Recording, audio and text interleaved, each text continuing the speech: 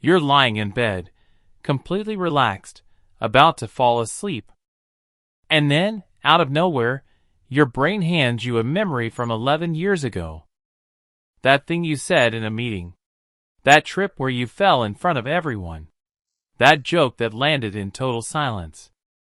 None of it matters anymore. Nobody else remembers it. But your brain just replayed it in full detail, at full volume, for absolutely no reason. Meanwhile, you can't remember what you had for lunch 3 days ago. So why does your brain do this? Why does it archive your most embarrassing moments in permanent, high-definition storage, while deleting almost everything else? The answer starts with how your brain decides what's worth remembering in the first place. Your brain isn't trying to keep a diary of your life. It's trying to keep you alive. And for most of human history, being embarrassed in front of your group wasn't just uncomfortable. It was dangerous. If you were cast out of your tribe 50,000 years ago, you didn't just lose some friends. You lost protection, food access, and any real chance of survival. So somewhere along the way, your brain started treating social mistakes the same way it treats physical threats. Researchers studying social pain found something that sounds almost unbelievable. When people are excluded or embarrassed in front of others, the same brain regions light up as when they experience actual physical pain. Psychologist Kipling Williams ran experiments where participants were quietly left out of a simple ball-tossing game with other people. Just left out. Nothing dramatic. And their brains reacted like they'd been hurt. That's the part almost nobody expects. Your brain doesn't file embarrassment under annoying. It files it under threat to survival. Which means every time you overshare, trip in public, or say the wrong thing at the wrong moment, your brain doesn't shrug it off. It stamps that memory as urgent. Something to never let happen again. This is where a specific brain structure gets involved. Your amygdala, the part of your brain built to detect danger, doesn't just react to threats. It also flags emotional experiences as important enough to remember in detail. The stronger the emotion, the more your brain locks that memory in. And here's the part that explains those late-night replays.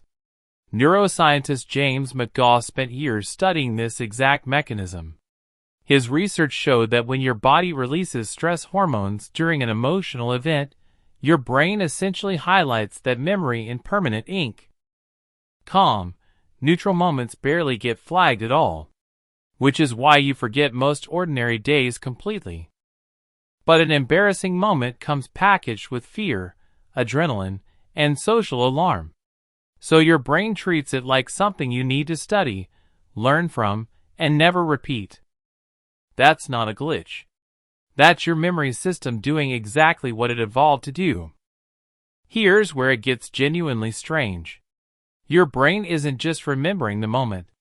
It's replaying it specifically, so you don't make the same mistake again. Every time you cringe at that old memory, you're not just suffering for no reason. Your brain is running a kind of rehearsal, reinforcing the lesson, making sure the warning sticks.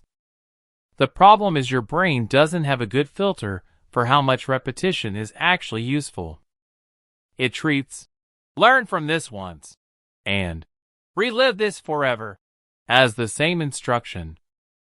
Now here's the twist that changes how you should feel about all of this. You almost certainly remember your embarrassing moment far more vividly than anyone else who was there. Psychologists Thomas Gilovich and Kenneth Savitsky ran a series of experiments on exactly this. They asked people to wear an embarrassing t-shirt into a room full of strangers, then estimate how many people noticed. People consistently overestimated it by a wide margin. Most of the other people in the room barely registered the shirt at all. Gilovich called this the spotlight effect. Your brain assumes you're the main character in everyone else's memory. In reality, you're a minor detail they forgot within minutes. So that moment you've replayed hundreds of times, the one you're sure everyone still remembers about you, probably left the room the same day it happened for almost everyone else. You're the only one still running that footage. Which means the memory you've been punishing yourself with isn't a record of what other people think of you.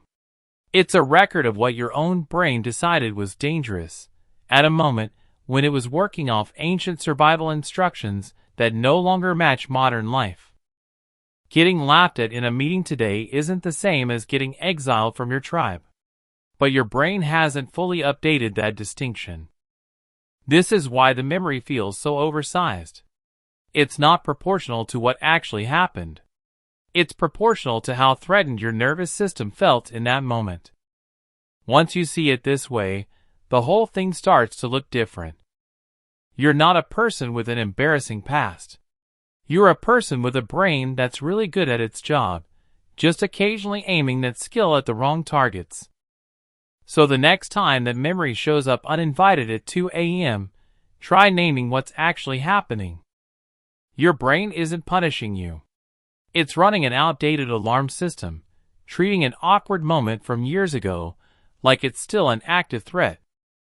You can actually tell it that, out loud or just in your head.